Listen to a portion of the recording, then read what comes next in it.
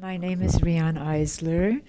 I have written quite a few books based on my research about human possibilities, about what kind of society will really support our enormous human capacities for caring, for sensitivity, for nonviolence, rather than our capacities, which we also have, for violence, insensitivity, and destructiveness. Today, you're at the Mary Magdalene event. What is, your purpose in coming here to Sedona, to this place, to this community?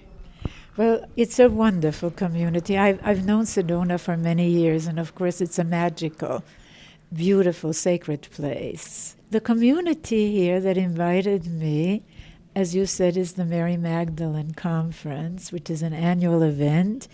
And they wanted me to speak to them about my work, starting with my research on how much of the work that is being done by this group, which is really reclaiming the sacred feminine, trying to see how we can also reclaim our place as women in the priesthood, which is so essential because we need it to have moral authority.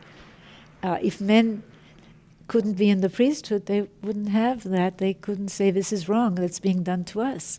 That's been our situation. And also, of course, reconnecting with ancient myths and rites. And particularly two of my books, The Chalice and the Blade and Sacred Pleasure, really examine those ancient traditions, showing that while this transformation of spirituality that they're engaged in here and in other places may seem new or radical, it's actually very deeply rooted in our past. And my work is very rigorous research, so it's based not only on clues and myths, but also on archaeology. And it shows patterns, configurations, and it shows something fundamental, which is that there is a connection between the status of women, and with it, of course, how religion, education, family, politics, and economics are structured, and whether a society is more democratic or authoritarian, whether it's more peaceful or warlike, whether it's more just or unjust. And we need to understand that, because so much of the social justice work being done today still does not put women's, quote, women's issues, the status of women and raising it worldwide, at the center, at the front of the agenda. For them it's still, quote, just a women's issue, whereas the people pushing us back, like so-called religious fundamentalists, for them that's basic, isn't it? I mean, to impose their authoritarian state, to impose their holy violence, their holy wars, and always it's let's get women back into their traditional, which is a code word for a subservient place. So my work does deal a great deal with this issue of the social construction of both femininity and masculinity.